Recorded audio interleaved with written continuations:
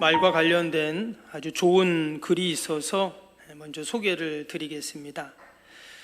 부주의한 말은 싸움을 붙이고 잔인한 말은 인생을 망치고 모진 말은 미움이 스며들게 하며 난폭한 말은 찌르고 죽이며 반면에 감사의 말은 장애를 제거하고 즐거운 말은 하루를 밝게 하고 때에 맞는 말은 고통을 줄여주고 사랑의 말은 상처를 치유하고 축복해 준다. 참 동감이 되는 그러한 글이죠. 우리가 계속 말의 축복이라는 제목으로 함께 말씀을 나누고 있습니다. 여러분, 악마와 천사를 구분하는 방법이 뭔지 아세요? 악마와 천사, 겉모습으로는 절대 구분할 수 없다고 합니다. 대신 그가 하는 말을 보면 알 수 있다는 거예요. 여러분, 말을 하는 사람에 따라서 그것이 뱀의 혀가 되기도 하고 또 옷숨에 숨겨놓은 비수가 되기도 합니다. 그러나 또 반면에 새의 노래가 되기도 하고 꽃의 향기가 되는 것이 바로 말이다라는 거죠. 잠언 18장 21절에 하나님은 말의 권세, 말의 능력에 대해서 이렇게 말씀하셨습니다. 죽고 사는 것이 혀의 심에 달렸나니 혀를 쓰기 좋아하는 자는 혀의 열매를 먹으리라. 요즘에 날씨가 이제 많이 더워지잖아요. 더워지는데 여러분, 말에도 온도가 있다고 합니다. 여러분, 감정이 가득 들어간 말은 온도가 어느 정도 될까요? 하도 그 온도가 높아가지고 사람을 태워버린답니다. 그러면 여러분, 얼음장같이 차가운 말은 어떨까요? 사람을 꽁꽁 얼려버린대요. 반면에 온기가 있는 따뜻한 말은 어떨까요? 우리의 슬픔을 감싸준다고 합니다. 여러분, 칭찬과 축복의 말은 고래도 어떻게 한다고? 춤을 추게 한다. 돼지도 나무에 올라가게 한다. 바보도 전체로 만든다. 코끼리도 냉장고에 넣을 수 있다. 누가 그런 얘기를 하더라고요. 여러분, 칭찬, 행복, 기쁨, 또 배려, 용서, 희망, 여러분, 이런 말을 들으면 어떨까요? 아마 나도 모르게 얼굴에 미소가 지어질 것입니다. 이처럼 긍정적인 말도 기분을 좋게 하고 또 우리의 마음을 흐뭇하게 합니다. 그런데 여러분, 우리 믿음의 성도들은 더 힘이 있고 능력이 있는 그런 말을 합니다. 어떤 말일까요? 믿음의 말입니다. 우리가 늘 쓰는 말 있죠? 할렐루야, 아멘. 믿습니다. 주님 찬양합니다. 주님 감사합니다. 여러분, 그런 말 하기만 해도 어때요? 막 힘이 나고 은혜가 되죠. 그런 의미에서 옆에 있는 분들에게 한번 이렇게 말해봅시다. 장로님, 권사님, 집사님 축복합니다. 한번 해보세요. 당신이 주님의 보석입니다. 우리가 교회 나오고 예수님을 믿게 되면 변하는 것 중에 하나가 우리의 말이 변하게 됩니다. 오랫동안 신앙생활 하신 분들은 그것을 느끼지 못할 수도 있습니다. 그러나 처음 신앙생활하고 초신자들은 그걸 금방 압니다. 예전에 교회 처음 오신 새 가족이 저에게 그런 말을 했습니다. 목사님, 교회 다니는 사람들은 감사합니다라는 말을 자주 쓴다는 거예요. 근데 가만히 생각해 보니까 정말 그렇더라고요. 인사할 때도 감사합니다. 예배 끝나고 갈 때도 감사합니다. 밥 먹을 때도 감사합니다. 늘 우리는 감사합니다라는 말을 해요. 뭐 그 말이 형식적이든 아니면 진심을 담은 말이든 그냥 너무 그것이 자연스러워요. 근데 여러분, 세상에서는 어떻습니까? 자신의 이익이 되어야 고맙고 감사하지 아무 이유 없이 감사하지 않거든요. 때문에 우리 교회 다니는 사람들, 예수님 믿는 사람들은 여러분, 말이 달라지고 또한 언어가 달라지는 줄로 믿습니다. 그러면 왜 달라져야 될까? 지난주에도 그런 말씀 드렸지만 하나님이 세상을 만드실 때 사람과 세상의 다른 피조물과 다른 것으로 구분하실 때 뭐를 주셨다고 했어요? 말을 주셨다고 했어요. 근데 그냥 이 말은 다른 사람과 의사소통하는 도구일만으로가 아니라 하나님이 말을 주실 때 말에 축복도 함께 주셨다고 그랬어요. 그래서 여러분, 이 말의 축복을 통해서 우리의 인생이 실패할 수도 있고 성공할 수도 있는 것이 바로 이 말의 축복입니다. 우리가 누군가를 축복한다는 것은요, 여러분, 큰 축복입니다. 특별히 우리 믿음의 성도들은 세상에 믿지 않는 직장이나 친구나 이웃이나 많이 있잖아요. 여러분, 그들을 향해서 우리가 말의 축복을 많이 해주시기를 바랍니다. 우리 집 애들만 하는 게 아니라 친구도 또 이웃도, 예수님은 심지어 원수도 어떻게 해요? 축복하라 그러셨거든요. 철학에서는 이 말을 존재의 집이라고 했습니다. 사진 한번 보여주시면, 유명한 독일의 실존주의 철학자죠, 하이데커라는 사람이 이런 말을 했어요. 언어는 존재의 집이다 그랬어요. 말이 부서진 곳에서는 어떤 사물도 존재하지 않으리라. 그러니까 언어의 도상에서라는 책에서 했던 유명한 말인데요. 그러면 정말 우리는 내가 하는 말로 집을 짓고 그 안에서 살게 됩니다. 마치 연어가 여러분 나중에 어떻게 해요? 자기가 태어난 대로 다시 온다고 하잖아요. 그걸 회귀본능이라고 하는데, 마치 우리의 말이 그렇다는 거예요. 부메랑처럼 확 던지면 어떻게 돼요?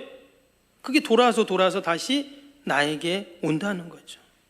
그래서 사람은 내가 말을 하는 것 같지만 결국 말이 사람을 만든다라는 거예요.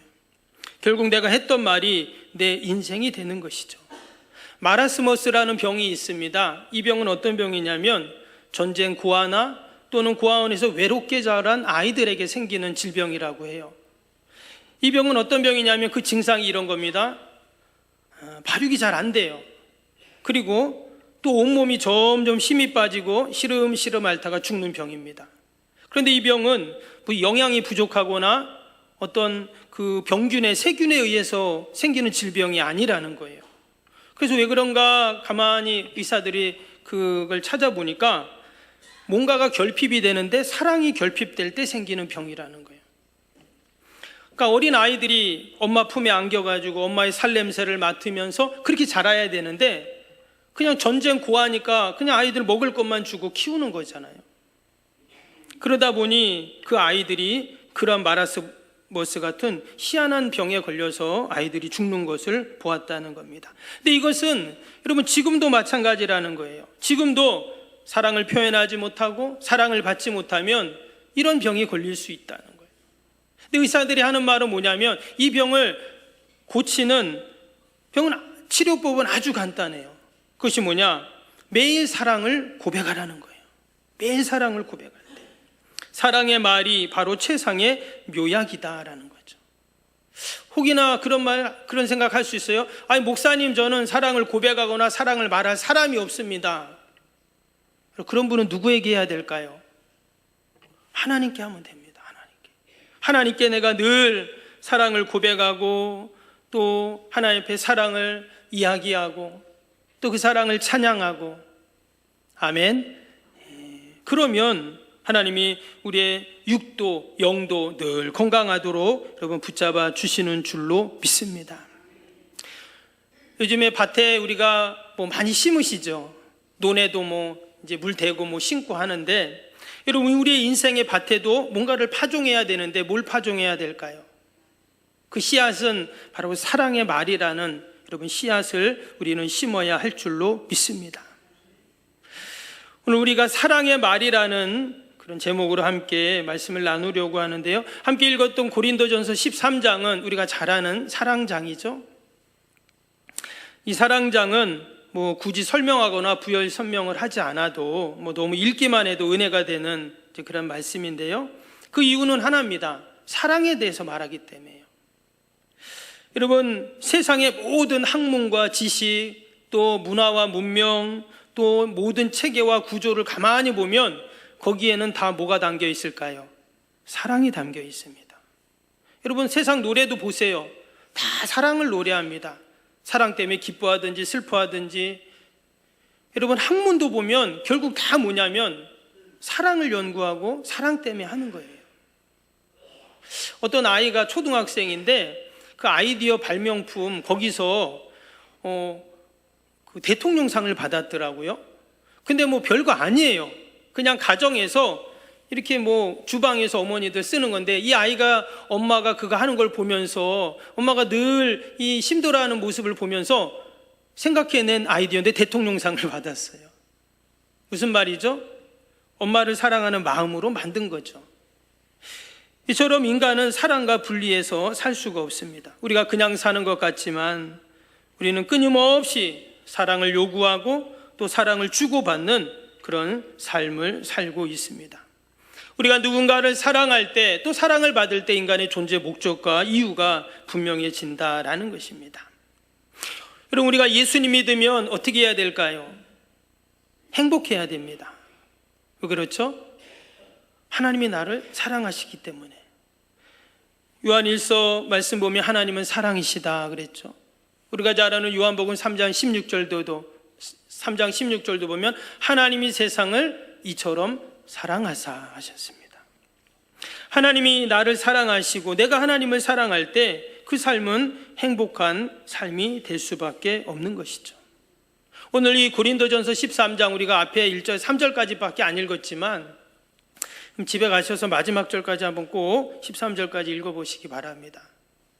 하나님이 나를 얼마나 사랑하시는지에 대한 말씀이 쭉 나와 있습니다. 특별히 그 13장 전에 보면요, 12장 마지막 31절에 이런 말씀이 있습니다. 31절 한번 보시면 너희는 더욱 큰 은사를 사모하라. 내가 또한 가장 좋은 길을 너희에게 보이리라 그랬어요. 고린도전서 12장은 은사장이라고 합니다. 그래서 온갖 은사에 대한 이야기가 쭉 나와요. 근데 마지막에 뭐라 그랬냐면 앞에 나온 그 은사들보다 더욱 큰 은사를 사모하라. 그래 놓고 이제 13장에서 사랑을 말하고 있어요. 여러분, 더욱 큰 은사가 뭘까요? 바로 이 사랑이라는 거예요. 마치 사랑이 은사와 같아서 우리가 그 사랑을 사모하고 그 사랑을 소원하고 그 은사를 하나님 앞에 구할 때 하나님이 우리에게 이 사랑의 은사를 허락하신다라는 것이죠.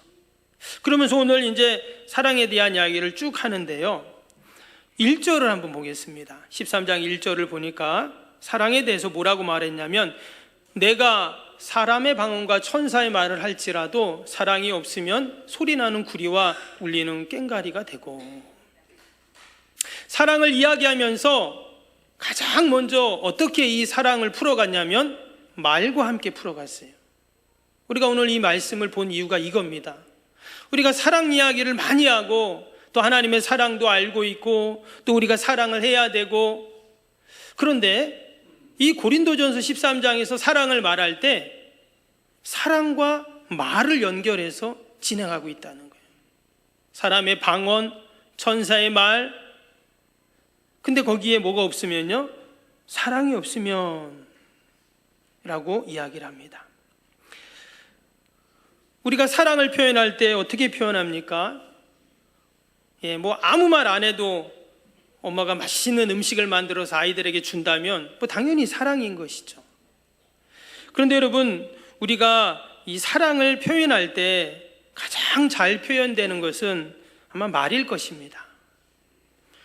우리는 그 말할 때 그 사랑이 나타나고 사랑이 느껴지고 또 사랑이 이루어지는 것을 보고 사랑의 열매가 맺히는 것을 보게 됩니다. 우리가 때때로 뭐 누구를 미워하거나 뭐 아니면 싫어하면 어때요? 그 사람하고 말을 안 하잖아요. 우리가 안 좋은 소리를 해도 그래도 관심이 있는 거잖아요. 근데 말을 안 한다, 그런 것은 사랑하지 않는 것이죠.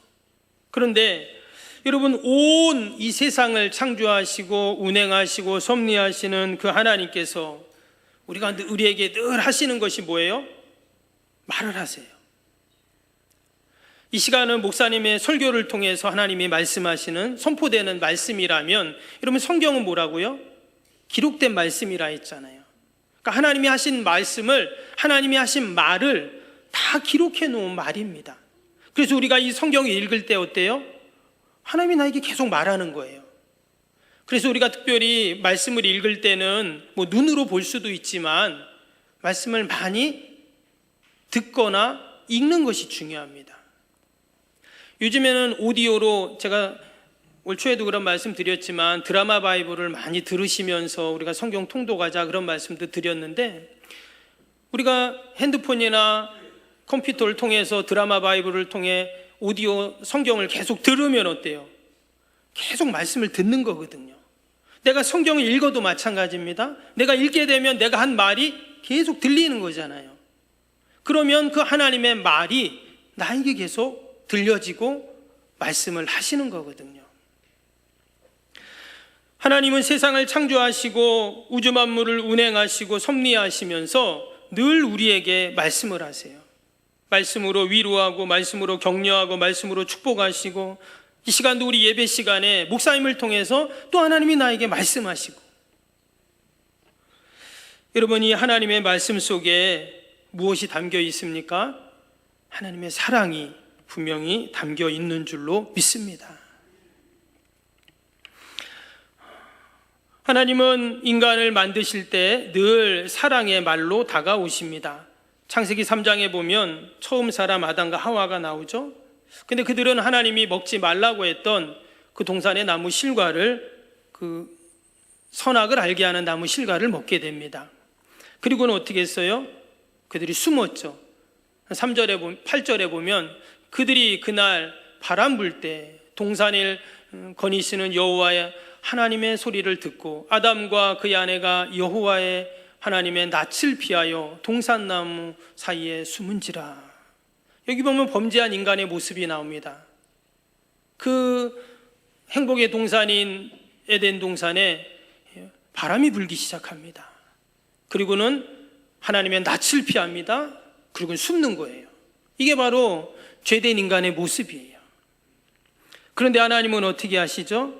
이어지는 말씀에 보면 여호와 하나님이 아담을 부르시며 그에게 이르시되 내가 어디 있느냐. 하나님이 아담을 부르실 때는 그를 책망하고 혼내기 위해서 부른 것이 아니었어요. 죄로 말미암아 두려워하고 숨어버린 그 안타까워하는 모습을 보면서 사랑의 마음으로 그를 부르시는 거죠. 내가 어디 있느냐. 이처럼 하나님은 늘 우리에게 사랑의 말로 다가오십니다. 모세를 부르실 때도 마찬가지죠. 출애굽기 3장에 보면 3장 한번 볼까요? 여호와께서 그가 보려고 돌이켜 오는 것을 보신지라 하나님이 떨기나무 가운데에서 그를 불러 이르시되 모세야 모세야 하시매 그가 이르되 내가 여기 있나이다. 모세를 찾아올 때도 마찬가지죠. 지난 40년 동안 광야에서 그 양을 치면서 서러움과 외로움과 고독과 낙심 가운데 있던 그 모세를 찾아오셔서 모세야 모세야, 아마 40년 만에 그는 자신의 이름을 처음 들었을 겁니다. 바로 하나님이 그를 찾아오셔서 사랑의 말로 그를 부르시는 모습입니다. 신약에서도 예수님이 제자들을 찾아갈 때도 마찬가지죠. 부활의 주님이 베드로를 찾아가실 때 누구보다 예수님의 오른팔이었던 베드로가 그 계집종 앞에서 3번이나 예수님을 부인하고 고향으로 가서 이제 다시 배를 타고 그물을 잡고 고기 잡는 그 베드로를 예수님이 찾아가십니다. 그리고는 요한복음 21장에 뭐라고 하십니까? 그들이 조반 먹은 후에 예수께서 시몬 베드로에게 이르시되 요한의 아들 시몬아 내가 이 사람들보다 나를 더 사랑하느냐 그러면서 쭉 말씀하시죠. 또 16절에도 똑같은 말씀이 또 나와요. 또 2번 이르시되 요한의 아들 시몬아 내가 나를 사랑하느냐. 17절도 보시면 3번째 이르시되 요한의 아들 시몬아 내가 나를 사랑하느냐. 예수님이 마치 베드로가 3번 예수님을 부인한 것을 생각하셔가지고 다시금 3번 또 베드로에게 물으세요. 그러나 이 예수님의 물음 속에는 뭐가 있어요? 베드로를 향한 사랑이 담겨 있는 것이죠. 실패했던 그 베드로에게 다시금 기회를 주시고 다시 회복할 수 있는 사랑의 말을 그에게 해 주십니다. 지금도 동일하게 하나님은 저와 여러분들을 찾아오실 때 여러분 늘 사랑의 말로 찾아오시는 줄로 믿습니다. 때때로 우리가 실수하고 잘못도 하고 허물도 있고 하나님 마음에 100% 흡족하지 않지만 그러나 하나님은 우리를 책망하기보다는 여러분 사랑의 말로 우리를 다 감싸 주시는 줄로 믿습니다. 오늘 그 사랑의 말에 대해서 고린도전서 12장에 13장에 이야기하는 거죠. 우리 1절에서 3절 다시 한번 볼까요? 과연 사랑의 말은 어떤 말인가? 내가 사람의 방언과 천사의 말을 할지라도 사랑이 없으면 소리나는 구리 울리는 꽹과리가 되고, 내가 예언하는 능력이 있어 모든 비밀과 모든 지식을 알고 또 산을 옮길 만한 모든 믿음이 있을지라도 사랑이 없으면 내가 아무것도 아니요. 내게 있는 모든 것으로 구제하고 또 내 몸을 불사르게 내어줄지라도 사랑이 없으면 내게 아무 유익이 없느니라. 지금 1절에서 3절까지 이렇게 읽어보면 세상에 좋은 것은 다 써놨어요. 다 써놨습니다. 성령의 은사인 방언, 얼마나 신령하고 귀합니까? 천사의 말, 비교할 수 없겠죠. 예언하는 능력, 세상의 모든 비밀과 지식들, 산을 옮길 만한 믿음, 또 이웃을 구제하는 일, 또 내 몸을 불사르게 내어주는 헌신, 이런 너무나 귀하잖아요. 그렇죠? 근데 여기에 사랑이 빠지면 뭐라고요? 안고 없는 찐빵, 아시죠? 안고 없는 찐빵. 맛있는 찐빵이, 맛있게 생긴 찐빵이 있는데 안에 안고가 없어요. 그럼 어때요? 요즘엔 꿀 찍어 먹으면 됩니다. 꿀 찍어 먹으면 되는데, 여러분, 사랑이 빠지면 어떻다고요? 다 헛되고 아무것도 아니고 유익이 없다 하는 겁니다. 여러분, 우리가 어떤 일을 하든, 그게 큰 일이든 작은 일이든, 여러분 늘 우리의 사랑이 담겨서 우리가 섬길 수 있기를 축복합니다. 요한일서 하나님은 사랑이시다 이렇게 말씀하셨습니다. 그리고는 우리에게도 서로 사랑하라 말씀하셨어요. 요한일서 4장 11절 보면 사랑하는 자들아 하나님이 이같이 우리를 사랑하셨은즉 우리도 서로 사랑하는 것이 마땅하도다. 21절에는 우리가 이 계명을 주께 받았나니 하나님을 사랑하는 자는 또한 형제를 사랑할지니라. 우리가 너무 잘 아는 말씀인데요, 근데 참 사랑하는 것이 너무 힘들죠. 어떻습니까? 사랑이 쉽습니까? 내 가족, 또 나의 친구들, 지인들을 사랑하는 것도 힘든데 어떻게 우리가, 예수님은 원수도 사랑하라고 하셨잖아요. 과연 우리가 어떻게 사랑할 수 있을까? 근데 하나님 우리를 뭐라고 부르세요? 여기 보니까 하나님을 사랑하는 자 이렇게 말했어요. 사랑하는 자. 하나님 우리를 부를 때 어떻게 부르시냐면 사랑하는 자들아 이렇게 부르세요.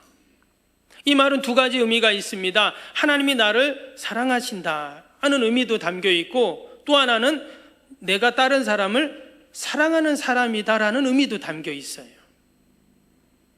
근데 사실 나는 다른 사람을 잘 사랑 못하거든요. 왜? 사랑하려면 내가 희생해야 되고 참아야 되고, 내가 억울할 때도 있고 나만 손해보는 것 같고, 그래서 사람들은 사랑하는 게 너무 힘들어요.